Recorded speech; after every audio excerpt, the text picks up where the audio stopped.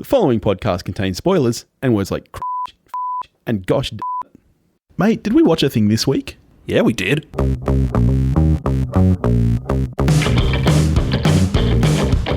Hello and thank you for joining us. This is We Watched a Thing.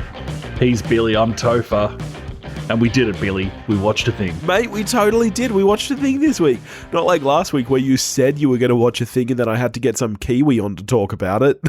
We did watch a thing last week. Then you did another episode. You watched two things. What you're saying is that I am more committed to the show. Is that it? Am I more prolific? Yeah. But I did manage to convince you to watch a thing this week, even though you really didn't want to watch this thing. I made you watch the thing. Is that correct? Jeez, I did not want to watch it. We are, of course, talking about Jungle Cruise, the 2021 American fantasy adventure film directed by Jaume Collet-Serra from a screenplay written by Glenn Ficarra, Jean Requa, and Michael Green, based on the Walt Disney theme park attraction of the same name. It stars Dwayne Johnson, Emily Blunt, Jack Whitehall, Jesse Plemons, and Paul Giamatti. And what is it about, Toph? I guess it's about Hollywood raising the white flag and saying we're officially out of ideas. Be honest with me, though. You weren't keen on watching this. Why would I be? We all know that you were going to watch this, though, right? Like, you were going to watch this at some point, weren't you? Why would I possibly watch this film? If not because it was what we were doing this week. Why would I have been like, yeah, you know what? I know there's 100 sports going on in the Olympics. I'll hit pause on that for 2 hours to watch Jungle Cruise. Oh, mate, nobody cares about the Olympics. Famously, billions of people do. What sports have you been watching with the Olympics? All the sports, mate. That's the beauty of it. All of them. There's a lot of sports. You're not watching all of them. Tell me the Okay, I haven't watched, like, you know, the ones where it's just like one person in a sailing tinny with one little sail. Have you been watching the three-person basketball? We did win gold in the men's laser sailing. Well, that's pretty exciting. Have you been watching like the three-person basketball or whatever it is? No, that is not a sport and has no business being there. That thing is ridiculous. I mean, you're an Emily Blunt fan, though, yeah? Love the Blunt. She was the only thing that gave me any hope going into this film that, you know, it's like, well, maybe if Emily signed on, maybe it's okay. Maybe she's not just cashing a check. She is. Everyone involved in this film, right down to the people involved in the CGI, are just cashing a check. Yeah. All right, so let's get straight into it. So the film has been delayed quite a while. The cast joined on in 2018. It was meant to release last year, I believe, and then got delayed due to the pandemic. So it did get released in cinemas, at least in this part of the world, and on Disney Plus Premium the same day. I'm guessing that you watched this from the comfort of your own home? You are correct, sir. Yes, whereas you got the cinema experience. I did. I went down to my local Dendy cinema. We love Dendy cinemas, and I had a great time. Honestly. I had some food, I had some drinks, and couldn't really care about the movie, so... It sounds like you attacked this film in the best possible way, which is to say you had other things going on other than the film. I feel like I can already sense that you're down on this film. I could sense that. Are you picking that? Yeah, I could pick that from Friday night when you messaged Sam and I talking about how shit it was. That was probably a bit of a spoiler. Yeah.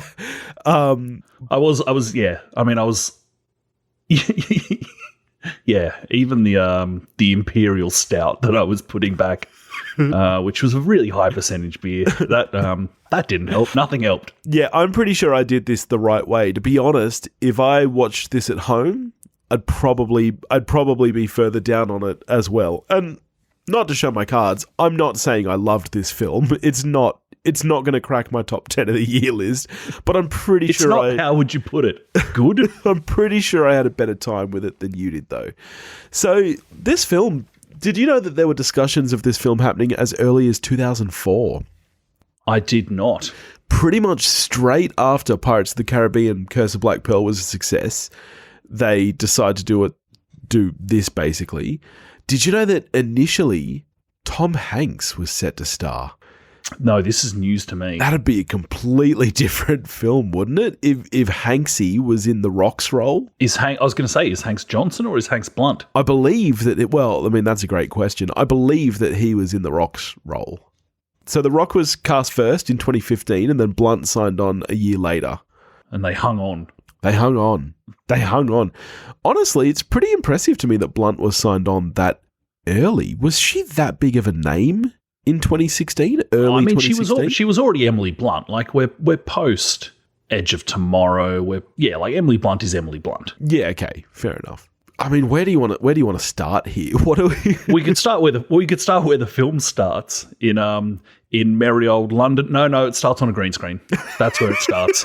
A pretty bad one at that. Wowza. So the film kind of starts with Emily Blunt stealing an arrowhead. Yeah. She stole that arrowhead as blatantly as this film stole from Stephen Sommers' 1999 classic, The Mummy. Because that's what this film wants to be. I mean, look, absolutely. We start with what I'm sure the movie hopes is a really fun scene with its big, over-the-top villain, and then there's music playing as Emily Blunt outsmarts people and bangs them on the head and stuff in a scene that is just truly horrifically edited. Like, it's actually kind of hard to watch the screen as this thing happens, and you've just given absolutely no sense of the action and the space and what's actually going on. We just continually cut to a close-up of someone zooming along on a ladder until we pop out hanging over a green screen and not caring about anything. Yeah, I agree. I was actually surprised at how unengaged with the visuals I was with this film. I thought the editing, as you've mentioned, was pretty poor. The visual effects really aren't fantastic either. And it's disappointing because Jaume Collet-Serra, who directed the film, I've actually quite liked his previous work. I don't know if you caught The Shallows, the shark film. Great looking film and really tightly edited as well. This film is not that. I'll completely agree with you there. It absolutely is not. And even I don't even care that the mat of London behind Emily Blunt in the early parts of this film doesn't look realistic. Like, that's fine. If you're kind of going for this like overly romanticized to the point of being cartoonish look, I'm okay with that. But this for me didn't succeed on that level. It just to me looked bad. And I hate dumping on artists involved in films. You don't know how much time they had. You don't know what the resources were. And, like, of course, it's incredibly hard to make any film. Like, I take no joy in dumping on people's hard work unless it's like David Ayer. But it's just, man, I'm so not here for so many of the elements in this film. Yeah, I'll agree. And the disappointing thing about it is that, I mean, when you look at the timeline, they wrapped filming in 2018, right? There is no reason that they shouldn't have had the time to really clean this up. But as Disney has done, I think they just kind of dumped it on the pile and that was that, you know? I didn't have the lowest hopes for this film. I don't know about you, but I was quite a fan of the original Pirates of the Caribbean movie. I think if you look at the quote-unquote adventure movie, I know you're going to slam me for saying this because I've said it in the past. They just don't make movies like that anymore, my friend. Just like Gone is the adventure movie of the past. Just the fun, gripping. They just don't make them anymore. It is a genre that does not exist. And that's why I'm a little bit sad about this film because it so desperately is calling back to that. Like, the parallels between this and 99's The Mummy are staggering. Like, it's very clear that this was heavily inspired by that. And while you can sense that it's going for the same levels of fun, it really just misses the mark. And I think the pacing and the story are just really not there in this film. The pacing of the film is I part of my running commentary to you on Messenger on Saturday night was at one point I messaged you and said, nothing has happened in the last 40 minutes. for an adventure film where you want that sense of like kinetic energy to every scene, really, and the story, like, it's rough to compare things to Raiders of the Lost Ark, and I'm not comparing like the entire film to Raiders, but even the scene in Raiders of pure exposition, when Indy is telling the government agent guys just about the Ark, that scene of 4 crusty white dudes sitting in a room talking has more energy than anything in this film. Yeah, it's funny. It's in some ways an insanely fast-moving film. Like, just about every scene is action. There is very little that happens in this film that isn't, I guess, what you would call, that you would broadly describe as action. Like, things are always flying about the screen and stuff is happening in that sense. But there's very little dramatic action. And by that, there is so little that actually drives anything forward.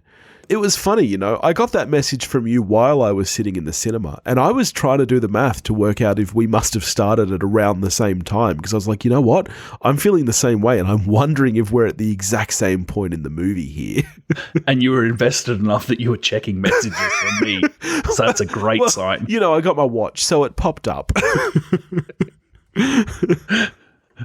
I'm going to say a good thing about the movie here. Something I genuinely really enjoyed, and where I think maybe 60% of the effort into this film went into the run of dad jokes that Dwayne Johnson makes when we're first introduced to him.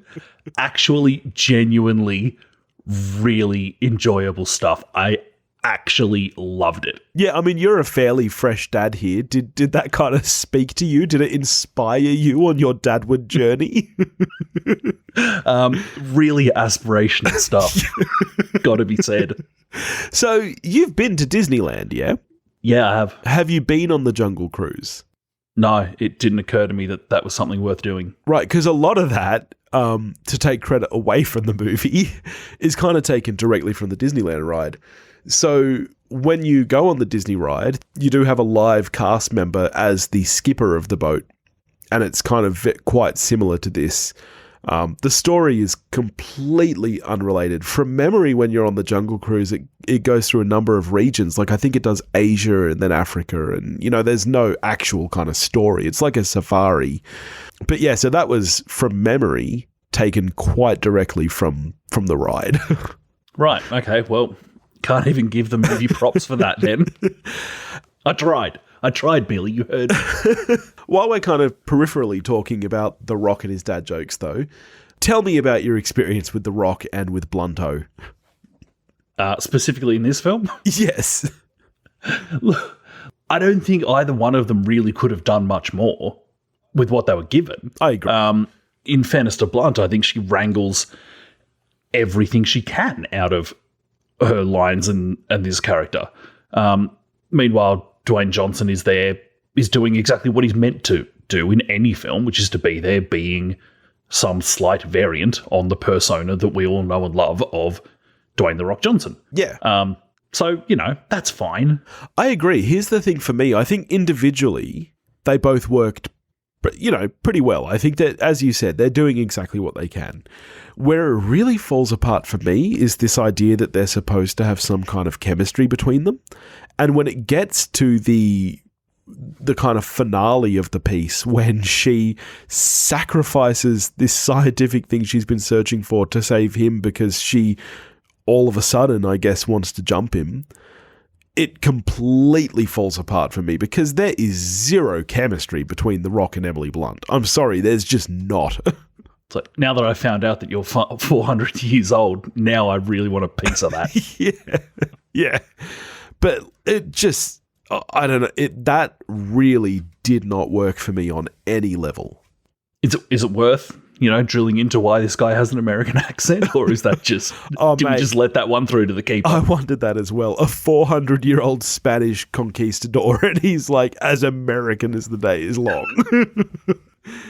There is, of course, a truly ridiculous scene reasonably early on in the film where Johnson fights, or like play fights as it turns out, A tiger or a cheetah. Mate, you're not even on the right continent. Big cat. I know it was a big cat. Oh, Jaguar, mate. it could be a jaguar because, they have, of course, Emperor's New Groove have jaguars, and that's the right continent. Could be. So let's go with jaguars. This thing looks like it stumbled off the set of Who Framed Roger Rabbit because that's the level. It's that convincing. This thing is, I'm sorry, very bad. I know, but we finally got to see The Rock wrestle a giant jungle cat and a walking tree, and he wrestles just about anything he can in this film. There's probably not many animals left on this earth that he hasn't punched in the face in some CG form. I think you're probably right.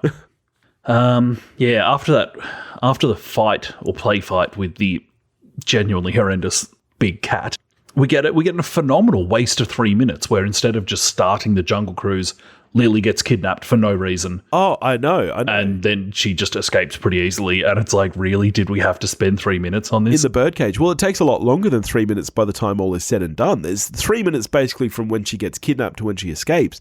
But then there's that whole crazy chase thing, and Paul Giamatti is after them. And I don't think I really felt the runtime of this film. Looking at it now... Looking at it now, for me, it's actually kind of hard to believe that it is over 2 hours because, as I said, I think the pacing issues are more with the drive forward. I think just about every scene is crammed action to action, and I think that's a bad thing. But I didn't feel the runtime of the film. But there is a lot of irrelevant garbage in here. We got to a point where my other half said, "Are we past halfway?" And we were a third of the way. When we saw how long had to go, you could just feel the air come out of the room. It was just like, oh God, there's so much left. You mentioned Paul Giamatti just before in that sequence at Jungle Town. That sequence also is one of the scenes featuring Jesse Plemons, who is having so much more fun being in this film than I was having watching it. I was having a lot of... My wife and I had just finished watching season 2 of Fargo, and so we just kept having a lot of fun joking about, why is the butcher here? Is he looking for Kirsten Dunst? What is it because he thinks that she's been sucked into Jumanji again, and that's why he's gone to the jungle? You know what? That would have been fun. That was the most fun way for us to approach this movie, was just, by fan theorying about Jesse Plemons. Because I'm telling you, there's really not a lot else here to have fun with. No, but he's having a ball. He's having a great time. I mean, he gets to do a silly accent. Sorry to any German people out there. I'm not saying your accent is silly. I'm saying he is doing a silly accent for him, and he's clearly having fun with it. Straight up murders a bunch of people too for Yeah, he does. A Disney film. In his first scene, he just starts offing people. I know, it's funny because we went to this movie and we were like, this way we can watch and see if our nearly 8-year-old will be like, if it'll be appropriate for her, if she'll enjoy it. Yeah, it doesn't take long before he's knifing people. I mean, there's zero blood because it's a Disney film, but there's still quite a bit of violence in the film. He still gets his murder on good and proper. Yeah. So does that mouth-to-mouth thing underwater work? Absolutely not. Absolutely, that does not. Because aren't you just I'm happy to be proven wrong here, but I was watching it going, aren't you just blowing carbon dioxide? Yeah, I didn't think that would into work. her. I mean, if you want to, I'd be happy to test it with Emily Blunt. I'm not saying I'll be happy to do that for science, but I'm pretty sure the answer is that she's probably going to die. That's sad for everyone. It is a bit sad. But that was... I mean, this is a film full of outrageous things, but that was by far the most outrageous of them all. Yeah. So this comes after that 40-minute chunk in the middle of this film where nothing happens apart from some flashbacks wrapped up in more shitty CGI. Yeah, and music, which we'll get to in a minute. Yeah, with another with another needle drop of that cover of Metallica. Yeah. Which that starts real. That's opening. That's credits, the opening of the film. It starts with that, and then it comes back twice later again. Yeah, I suppose if you're going to pay for the rights, you might as well get your money's worth. Very strange, though. Like, what the fuck is Nothing Else Matters doing in this film? I don't know. Is that just, like, is that purely for 48-year-old dads who are like, oh, well, at least I've got this? Yeah, I was very confused because even thematically, it's not like the song means anything. Like, it's very, very strange. Very strange. And I agree with you. The only thing I can think is that it is targeting fans of 1999 Stephen Sommers' The Mummy, who would be around the age to be familiar with the song. So following on from the highly questionable mouth-to-mouth, Emily Blunt's character Lily drowns, but then the river goes down and she's fine. It's fine, and I'm not even sure why. Yeah, no, the river's gone. I don't know. I was paying that much attention, but all of a sudden she was no longer drowned. I don't know. I don't know. Honestly, I can't. I was going to try and explain it, and then I'm like, I honestly can't. He pulls her out, and he does the whole pushing on her chest thing. But yeah, you don't. Oh, did he? He did, but you don't see her cough up any water, so it's not like I don't know what that does. Okay. I did first aid. It was a long time ago, and I've had a couple of stouts tonight, so I'm not going to be able to tell you the science of it. But he pushes on her chest. Mate, the day after I did my first aid course, you would not want to get injured around me. I'd forgotten everything. See, I've done it a couple of times. My wife has to do it for work. And so every couple of years, she'll be like, yeah, you should come do this with me. And I'm like, okay, I guess. Why not? I couldn't tell you a thing. You know, there's the pushing on the chest with singing Staying Alive. Yeah, you got to sing Staying Alive. Right. That's what I remember. Yeah.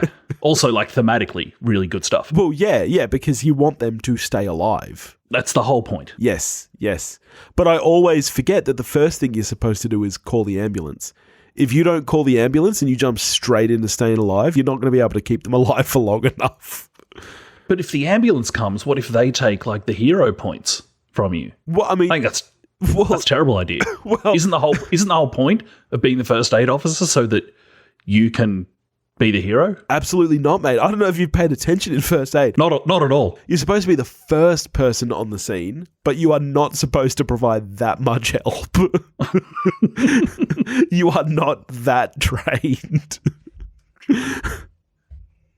So after Lily is no longer drowned, the river's gone down, I don't know, because reasons. They go through a tunnel in the boat and they find, I think, possibly the big tree from Avatar. I don't know why. Yeah, it's the big old Avatar tree. Yep. Don't know what that's about. Because the moon cried. Did it? And the tree sprung from the tears, I want to say. Okay. And then it gives out flowers that are the thing that gives Black Panther his powers? Yeah. Is that right? Because it's Disney. I'm assuming there's crossover. It cries them out. But you know what the weird thing about it is? Those petals disappear really fucking quick. Like, that is the quickest night I have ever seen take place. Like, from the moment, like, they go into that tunnel before the moon comes up, right? I don't know how long it takes her and the Rock to figure out that whole stupid break apart the arrowhead thing. But by the time those petals bloom, how long do you reckon they're out for? About 15 minutes, if that? They've got very little time to harvest those flowers. That's a fact. But presumably, like, if you lived there at the time and you were familiar with it all, you could just go grab a couple and, like, no worries, tomorrow night I'll go back and get more. But can you? Because they've torn apart the arrowhead. Can you? Like, this is what I found hard to understand is how, because they needed to make them bloom. They didn't just bloom themselves when the moon came out. But now that they've put the arrowhead in there, will they bloom every night? I just don't understand the logic behind it. If they're going to bloom every night, why don't they just hang out for the next night or the next full moon or whatever it is? Yeah, that's true. But then, well, what's the reset time on this thing? Exactly. That's what I mean. It doesn't make any sense. It's possible it was explained and I'd forgotten. Look, it could have happened. In case you hadn't picked this up, my level of investment with this film was not massive. Didn't pick that up, mate. Yeah. Came in under the radar. Yeah. I thought you loved this. There's one really bizarre cut. I tell you this, speaking of the Avatar tree sequence with the Wakanda flowers, There's one scene where Emily Blunt is dangling off that thing. One of my pet hates in films is someone dangling off something. Emily Blunt's dangling off this thing, and then like all of a sudden, Plemons and 3 other guys are right there. Yeah. I know what you're talking about. I was like, oh wow, what did we lose here? Yeah, I'm also not a fan of a dangle. It just seems unnecessary. Along with Blunt and Rock, there is a third lead character in this film. As far as I can remember, has to be Disney's first openly gay character, yeah? In the live-action remake of Beauty and the Beast, I think they confirmed that LeFou, the character played by Josh Gad. Yeah, LeFou. I think that from memory, that wasn't on screen. That was an off-screen, like, yeah, he's gay. But I don't think there was any mention of it in the film. Right. I mean, I didn't see it, so I don't know. From memory, this is the first on-screen. Not Scar? Is that just because of Jeremy Irons' beautiful voice? Are you putting yourself in there a bit, do you think? Maybe it's that I'm attracted to Jeremy Irons' voice, so I'm projecting that onto Scar. I'm pretty sure that's what's happening there, yeah. Fair enough. Best voice, honest God, best voice in the world. Yeah. I haven't done any research. I'd be curious to hear how the homosexual community feels about this character, because I must say, I feel like there's a bit of stereotyping going on here across the board. Firstly, is it okay for those people to use the word ooga booga? You know, when they're pretending to be native jungle people and they say something about the ooga booga costumes. I'm like, I don't think that's okay. Yeah, I remember watching that going, I don't know. Yeah. Really happy to admit that I just don't know. I don't know. But I can tell you what it felt like. Yeah. It felt not good. It also felt a little bit uncomfortable that Disney's first openly gay character is very stereotyped in that, you know, he brings 1 million suitcases with him with his dress clothes and stuff. And I don't know. Like, maybe that's me projecting on this. I just felt like it probably could have been done in a much more accepting way than it was. That kind of is the way that I felt about it. So, okay. You watched this only because we were doing it for the show. Is there any scenario where you would have been compelled to go to the cinemas to see this film? Under no circumstances. Similar to how I felt about Milan last year, where I'm kind of just not sure who the audience for this film really is. I've come up with one answer, and that is your sister. It is a film for Disney heads, for people who, you know, kind of the pandemic is the perfect time for this film to come out because these people haven't been able to get to Disneyland for, 2-3 years now and experience this ride. And that is the only answer I can come up with because this isn't a kid's film. As you said, there's violence. Plemons knives a bunch of dudes. It's a little bit scary at times for children. But it's also not really an adult's film. This doesn't have the same level of adventure and excitement as some of those adult adventure films do. I kind of just don't know who this film was made for. If you want rock action, not really. If you want Emily Blunt being the best, not really. Yeah. I mean, we've seen better examples of that in very recently. If you want Emily Blunt being a badass, go see Quiet Place Part 2, which was actually very good. If you want Rock being the Rock, go see 17,000 other films that have come out in the last 4 years. If you want to see a better version of this film, go watch The Mummy. There are fun enough moments to this film. I don't mind the villains. I think that they're kind of cool the way they've taken on the jungle. You got your bee guy. You got they look like whatever shit. Guy. They look like they absolute look shit. like shit. They look like shit. But I don't mind the concept. The concept is there. But there's kind of so much sandwiched in here because even they're kind of secondary to Plemons. And I want better for Edgar Ramirez, quite frankly. I really like that guy. Yeah, same. He's very cool. Yeah. So I don't know. I just kind of feel like I don't know who this film is really for.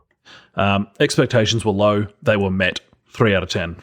I'm a little stronger on it than that. I'm 5 out of 10. But again, I had the cinema experience for this, which I think is playing into it heavily. If I watched this at home, I think I would feel very much the way you do, where it's like, well, this is my time now. This is like, what am I doing? I missed Olympics for this. Not happy about it. I wouldn't feel that way because, All right. What are we getting to next week, my friend? I haven't the faintest idea. You haven't the foggiest. Shall I check the calendar? You are in for a treat, because do you know what we're getting to next week? I'm not sure if the word is sequel or reboot, that supposedly, reimagining, that supposedly is very well received at the moment. We are, of course, going to get a Suicide Squad. The Suicide Squad. Sorry, that's right. That's what's different about it, isn't it? It's the. It's the. Much like... It's cleanup. I'm so curious about the Suicide Squad. I have no hopes at all for it. Even though I like James Gunn quite a lot, I'll be so curious to see this. Yeah. So, I mean, can't be worse. It actually can't be worse. Yeah, it honestly can't be. So that, of course, is our next week. In the meantime, if you want to get in touch with us, you can do that at wewatchedathing.com or wewatchedathing@gmail.com. You can find us on Facebook, Instagram, and Twitter, all under the handle @wewatchedathing. If you want to help support the show, you can do that at patreon.com/wewatchedathing, and we'll catch you next week. Watch a movie, folks.